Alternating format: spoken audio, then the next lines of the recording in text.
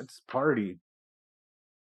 Good afternoon, and welcome to another episode of A Contagious Smile, where every smile tells a story. I have my friend Alex here. I've known Alex for a while now, and he just shocked me with some news I didn't even know. No, I'm just kidding. We were laughing prior to us going on here today, and we were talking about all the things that he does. And it's like if I don't catch up with him on a routine basis, he comes at me with all these new projects he's doing. And he's amazing and he's wonderful, and everybody should be following him and his amazing family. Alex, thank you so much for fitting me into your schedule. No, appreciate it. Thank you for inviting me onto this platform and reconnecting again. And yeah, the other day when I sent out the invitation or introduction of what I'm up to, you're like, "Hey, we got to talk." And I love that we're able to make this happen pretty quickly. Absolutely. Now, I'm just saying, you are part of a journey of riches. You're on the second book. You're in the Yeah, second book. yeah, What yeah, is that about? yeah. So, A Journey of Riches is this anthology series. So the main creator of it, his name is John Spender. Earlier this year, he invited me to contribute a chapter to this book. And it was funny that he reached out when he did, right? Timing is everything. Because usually somebody sends me a message on Facebook DMs. Like I usually just delete them. I throw them away. I don't even go through it. But for whatever reason, I happened to slow down, look at his, read through it, and thought to myself, well, I have been thinking about being an author for some time now, and the nudge, right? The divine nudge was leading that way, and he just happened to show up at the right time. And I thought to myself, well, this will be a nice test to see, like, all right, do I like writing? Is this really for me? Do am I going to enjoy this process? I had a 5,000 word limit, so 5,000 words, not too bad. I can do that.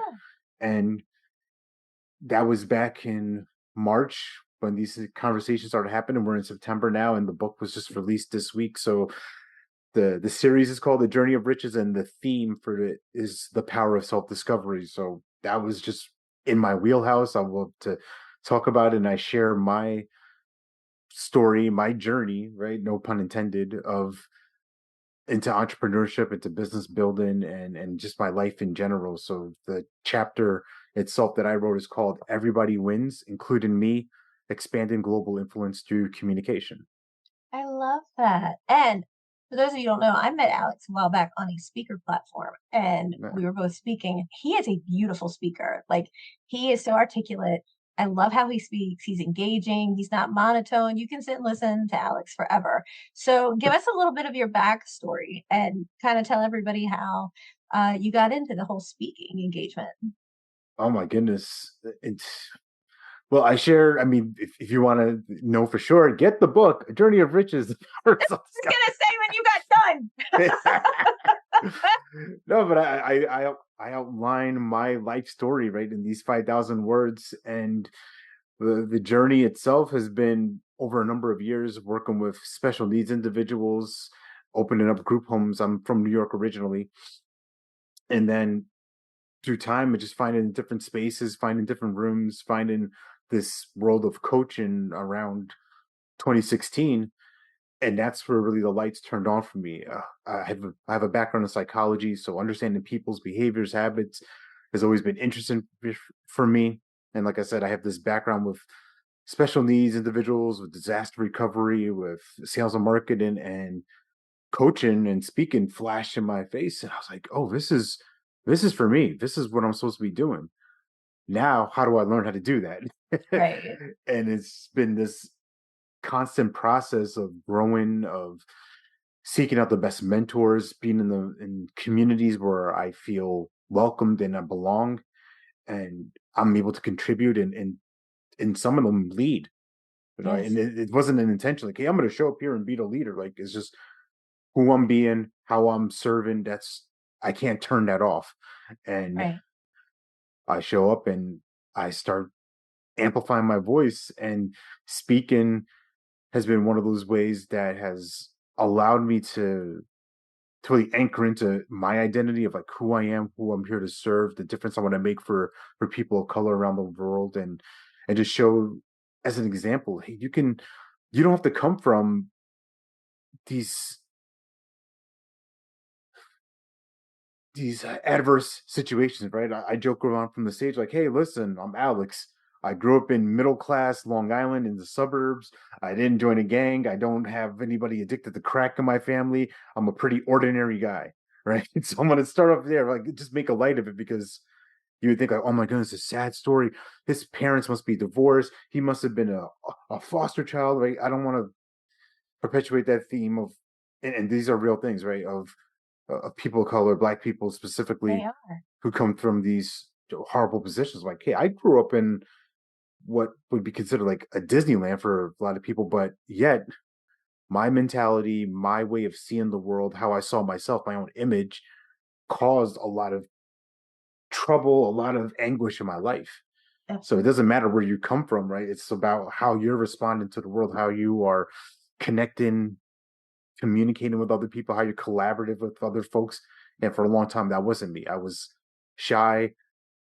I was I would use humor to deflect and keep people at bay rather than invite people in and get vulnerable and open up. And I recognize over time, whenever I have been more vulnerable, whenever I have been more empathetic or allow myself access to being helped, things in my life turn around really quickly. Things get done. And that's what I speak on. And that's what I wrote about. So hopefully that answers the question. I know it went on for a minute, but that's, You're fine. You're fine. One of the yeah. things that like you and I just clicked instantly is because we have that connection of special needs and helping others Yeah. and he's a genuine down to earth person. And I've talked about you. And I've always said this is somebody that is real. Like you can tell he's real. He's a family guy. He is a proud husband. He's a proud father. He's proud of who he is and he's proud of what he does and he's proud of who he's around. And you support, which is so not normal anymore these days. Like I love you have to follow him. Even if you're not looking for a coach, you gotta follow him because you watch how he like follows his wife and supports her and his kids and you literally look at like these pictures and there's so much devotion and respect. You see the respect in the pictures. Like you genuinely see, and it's both ways. You see the genuine respect and dedication that you have as a husband and a family man. Um, and dad. And that's so hard to find these days. And there's so many kids that need that mentoring. And we were talking off air, and you were talking about uh, helping disaster situations, and I would love to know your take on it because right now one of the biggest topics you hear anywhere right now is that school shooting in Georgia, where it was a 14-year-old kid, and that doesn't make it right. It doesn't make it right if you're 50, 55, 100. It doesn't make it right. You don't go into a school and shoot our kids. Our Teen Talk podcast, when I always ask the kids, what is your biggest fear? It's not snakes or being accepted or spiders or, anything like that. It's I'm afraid to come home at the end of the day because when I'm in school, I'm wondering if I'm going to get shot. And when we were in school, we never had to worry about that. And that's so scary. You don't want our kids to have to go to school and worry about that. What is your take on this whole scenario that's happening basically every day now? Yeah, to kind of circle back, my background with disaster recovery was a result of Superstorm Sandy happening. Now, wow, it's crazy to say that's happened 11, 12 years ago in New York in Has the it been tri-state that long? area. Yeah, 2012, the end of 2012 Yeah. is when we were slammed with it. So yeah, I was part of the New York Horizon program where we were helping homeowners either rebuild, literally like rebuild their homes and using state funds and government funds for that, or reimbursing homeowners who had the means to repair their properties, rental and um, primary residences, and reimburse them for work that they did, according to different scales. But as far as this situation in Georgia, one just want to extend condolences for those families who've lost, right? Whether the students and the teachers, families who were lost, and those who've been injured, and just everybody in general in the state and in the school district who've, right, have this traumatic experience happen to them. It's not something that anybody plans for, and unfortunately, it's something that's more evident in our country more and more. The thing that I think about is what's going through the mind of that shooter, right? Of them waking up that morning and having this decision made of, you know what, I'm going to go into the school, I'm going to be armored, and I'm going to inflict harm on somebody. And I think there's so much that can be done for individual like that. Like, what are the resources? Where is the encouragement? And even that could look like, how are we as students, as a faculty, how are we showing up? Who are we being with them? Are we kind of like, oh, this kid's a troublemaker, he's a low life, let's dismiss them and brush them off? Or are there words of encouragement? Are there gifts that we can look at and slow down and be with that person? And maybe it's just one person, maybe it's just one voice that says, hey, you know what, you can do this, you're more than this, right? And I know that sounds kind of hokey, like, yeah, go get them, Beaver. But really, when we're I can speak for myself, right? When I felt disconnected from people, when I felt isolated, when I felt like I was discarded and undervalued and misrepresented, thoughts simmer in your head when you have nobody to talk to, and you are your own audience. Mhm. That's not always the safest thing, because you might think of something like, you know what, I don't like how he talked to me or how she treated me, so I'm gonna get revenge. And there's no stopgap, right? There's no governor of like, hey, wait, whoa, whoa, let's think Yeah, let's about talk this. You this have, out. Yeah. yeah, let's think this through. You have these different gifts, you have these different abilities, you have this going on in your life. Like, why are we focusing on something you? How will this make anything better, right? I think that's my a question that I ask my kids a lot. Right? It's like, is what you're saying right now helping this person or hurting? Because if it's not hurting, then why speak it? Why even let that out? Right? I'm a Christian. I believe in God. I believe in Jesus. I believe that words matter. And if you're a follower, he spoke the universe into existence. Like, really think about that. He spoke. I want the sun. I want the light and day. I want the birds. I want the bees. I want human. Like, you have to speak these things. Someone had to speak this microphone, this camera, this computer into existence so that you and I can have this conversation. So when we think about, like, the sticks and stones break my bones, but words will never hurt me. Like, that's not always true. Words matter. Absolutely. And there, you know, as a survivor of abuse myself, the bruises hurt, the injuries hurt, but the injuries heal, the words stay. And I mean, I don't condone, like, I'm just saying, like, all of it is excruciating and none of it is acceptable, but those words stay. And those other kids that were in the school that were just there, even if they didn't see the shooting themselves, they heard it. They're traumatized. I mean, Right. they are traumatized. Do I agree that the school's open today? No, I don't think that it should be open today. I think they need to give a day of processing, I mean, and it's because that the incident transpired on the grounds, like it happened there and you're putting the kids right back there. The kids are going to Yeah. walk by where one of their friends or associates or teachers or whomever it was shot, and you're asking them to walk right by there and go back like it didn't happen. And I had heard that the shooter, 14, had been on the FBI's radar list for a year. Well, Uh, why didn't anybody do anything? I mean, you know are you telling me that nobody noticed that this kid is hurting so badly inside that he doesn't need some sort of help in any way? yeah. Yeah. I think it just goes back to us as humans, right? Our compassion, our level of empathy. Are we connected to what's going on around us? Are we just in our own world, our own little bubble? From the stage, I talk about, let's build a bigger bubble, let's expand, let's include people into something, let's enroll people into a big vision, a big dream, because that also allows others to bring their best gifts to the table. If I feel like I'm part of something, if my life, my work, my whatever, if anything I'm doing has meaning and I'm contributing, then there's less likely I'm going to worry about different the minor things, right? I'm not going to major in minor things or grievances or or nuisances, because I'm Sure. up to something bigger. I'm up to something that's going to propel me and hopefully help other people. So I think we can get back to that a little bit. Yeah. So tell me about your coaching because you do coach and you're amazing at it. So give us the rundown about the coaching by Alex. Yeah, the coaching, I typically work with folks one on one, either for 3 months or 6 months, and I like to keep it in those blocks, right? Because it allows somebody to go through something in a focused manner. I think that when you have 90 days, 100 days of something, right, of focus intention, that a lot can be done, a lot more than you even think is possible. Some people, clients will come to me saying, like, you know what, I want to do this thing, and it's going to take me this long. Okay, what if we can condense that time? What if we can actually shorten that distance? Not take a shortcut, but shorten that distance. Well, how do we do that? That's going to look like your commitment level. I've told people stories of how, and this is in the book, of course, of myself and three other coaches, how we created a 1 day event, filled a room up of almost 300 people. We did that in 73 days.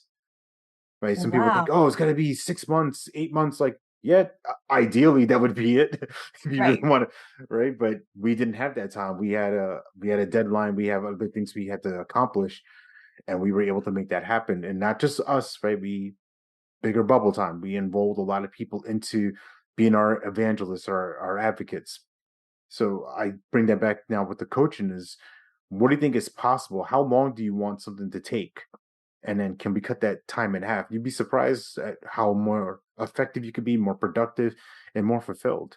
And that's what I work with my clients on. Not only just getting the thing done, but also enjoying the process along the way, enjoying who they get to become, who they get to grow into, and navigate the pains, navigate the bumps that are going to come. And I don't sugarcoat it. Like, hey, Right.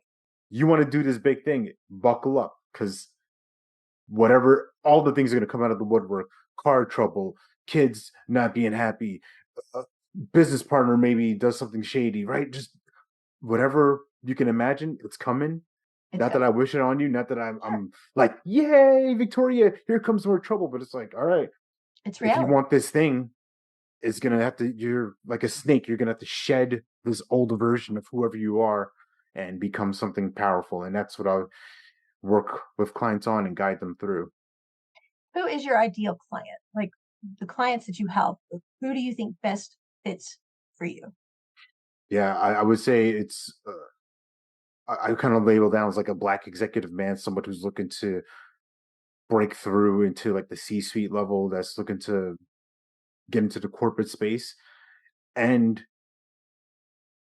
help them realize that, yeah, you're gonna break through this glass ceiling, but I don't want you to create a glass cliff where, hey, I got in this role, but like it's a crap show, and now they feel the pressure of like, I have to turn things around. I have this added pressure of being black, and I have to perform and be number one. Like, let's slow down. Let's look at what's available to you. Let's look at what resources are here, and help you grow into a leader that can take on these different challenges and navigate these waters, right? Because so often, especially for women of color, it's yeah, you might get that promotion, but they're leaving you with a scorched earth. Go ahead, Right. go make us a paradise now. Like, and then they take the blame, and it's like, well, we can't trust this group anymore because they obviously showed that they can't win. Like, well, did you put that person in position, right? Did you give them enough tools and resources to make effective change in whatever industry or vertical it is? So yeah, those are the clients that I have my lens for, my ear to the scanner for. Why do you think it's such a challenge? Why can't we just be seen for who we are on the inside? Like, people will talk like I don't tell anybody I have a doctorate. Like I don't do that because I want people to see me for who I am. I don't want someone to Uh, see, a piece of paper on the wall or anything like that. Like I meet with people who are survivors of abuse and special needs families and I help them. But when they see me, they're so taken back because when I first meet with them, it's like, okay, you see my neck up, you don't know that I have, 80% of my body scarred. You don't know I'm an amputee, right. and I'm a recent amputee. So like I get looked at like, and I get looked at everywhere I go. And and I look at them, I'm like, well, how come you get to have two hands? Like, Mm, and but why is there such a stigma on, it's got to be so hard, as a black man going in, going for a job. I mean, if you qualify and you've got the qualifications and the whatever is necessary, why is it so hard that everybody has to fight for that one specific seat, if you will, at that table? Because I mean, that's so wrong. And is there any way we can get rid of that? ugh, it's a heavy question, and we I have know. yeah, I wouldn't have this given it to you if I didn't think you could answer.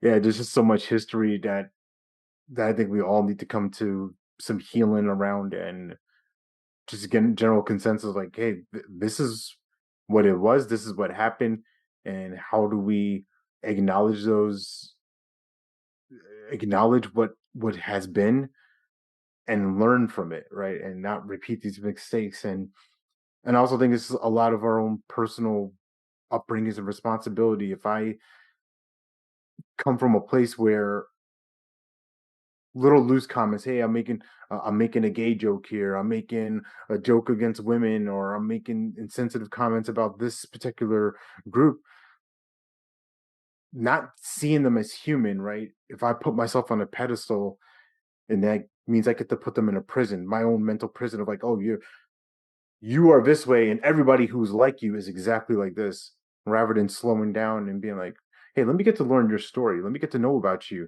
And Right. all of a sudden, oh my god, I have the same thing too. I didn't We all have so much shared experiences. If we create a time, effective time to listen, right? This is why part of my keynote, I call it the win-win communicator, a new way for leaders to listen, because where we're coming from as a leader, where we're coming from as a person who's discerning and communicating with other people, whether it's peers or team members.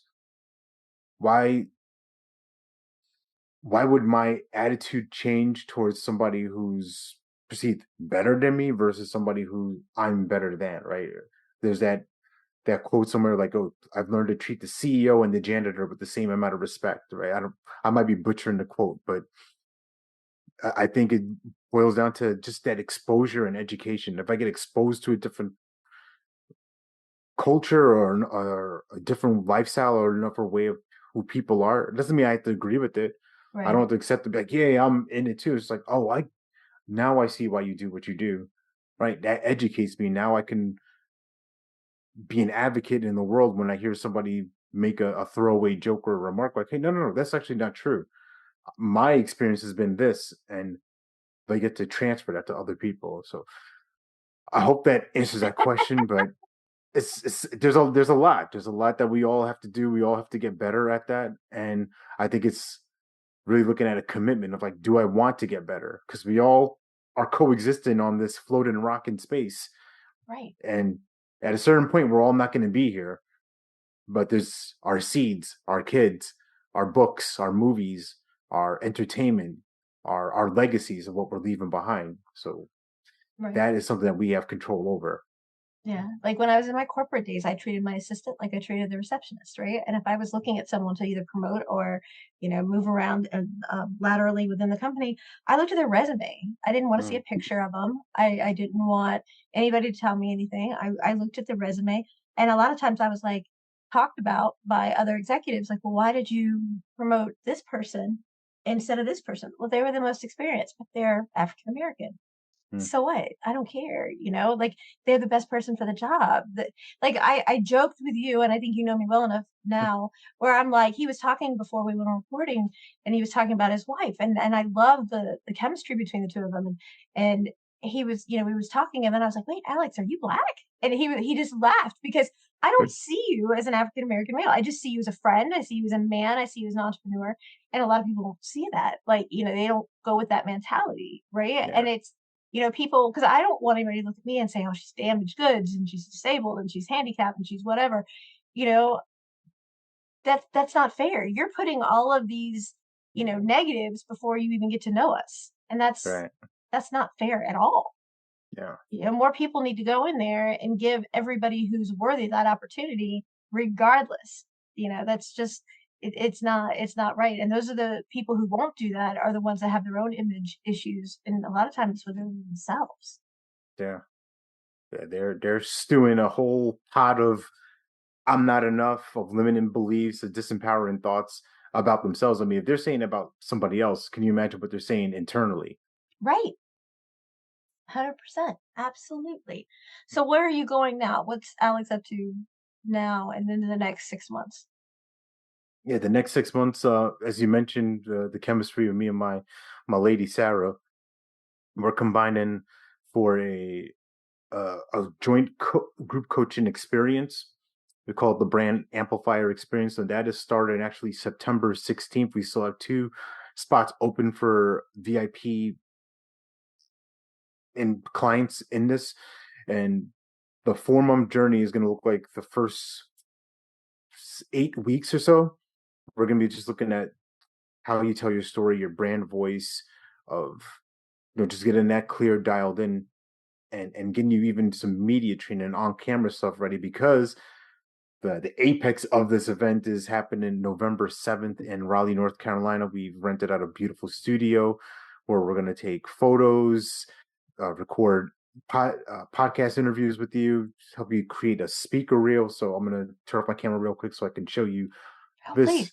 photo right here. Look at this guy. Look at that stud. Alex. This is what I did for myself last year, going through a similar experience. And I thought, man, it'd be fun to take somebody all along the same path, because that picture, videos that I recorded, it's helped me land keynote speaking engagements. It's helped me amplify myself and land this book publication, and all of that is ways that I've been able to leverage that. And this can be part of the last half of the program through December, where we're talking about, hey, this is how we leverage it. This is how we really effectively pitch things. This is how we effectively communicate to the world who you are. So the Brand Amplifier Experience is a mix of both of our best brains, me with my storytelling gifts, stage presence. My wife's an amazing business strategist, and she's going to help you really help you dial down what it is you do and how you do it. And we're going to have a great time in the process, and it's going to be in a small, intimate group. And I'm incredibly excited about it. Like, this is an opportunity for us to just collaborate again and do Yeah. something that we both have seen the value from, just from my own experience, and then other people that we've worked with, and then put this together in a nice 4-month package. So September 16th is when this starts. So if you want to get on this A train, We I have 2 more VIPs yeah, spots open. 2 more spots left. So we'd love for you And to be a part of that. I would love our listeners to go and listen to this. And I can tell you, like I've said this numerous times, that Alex is amazing. I even asked him to let me get Sarah on with me. But tell us about Sarah. So if our listeners are listening and they see how great you are, tell us about the other half of the speaker program. So if they're kind of on the fence about it, which they shouldn't be because Alex is Yeah. phenomenal, they need to go on there and get these 2 spots. Let's go fill them up. Get them. Go Yeah. get Alex. Yeah. Sarah, if you like me, let me just put it like this. This thing here does not exist without her, because What a she's guy. no, I've said it in the book. Here we go. Third plug again. The Journey of Riches, the power of self-discovery. I say it and I mean it. Like, she saved my life. She saved me from self-destruction, right? I was Wow. on the edge of many things, and she saved me from that. And she's always been an example of entrepreneurship, of being determined, of being ambitious. Right? She's just this force. And it's kind of funny you say about the thing about judging people before you get to know them. Like, when you see her, right? She's just got like this, like, it's like, oh, don't mess with me vibe. She But does. She but does. if you like get through there, like, she's one of the funniest, goofiest, just silly, loving people. Like, the most thoughtful person that I know. And that's just on the personal side. For those who are like, all right, that's great, that's all warm and mushy, you're gonna say that because you're the husband. Okay. As far as business goes, she's somebody who has been able to turn companies from millions to billions. So Wow. M to B, like, 1 year in right now. Don't let this go in and go out. Okay. Millions to billions. She's somebody now, over the past several months, she got intentional about her game. Was, you know what, I want to like build up my email list and things like that. Like, I haven't really done that in a while. Let's go play.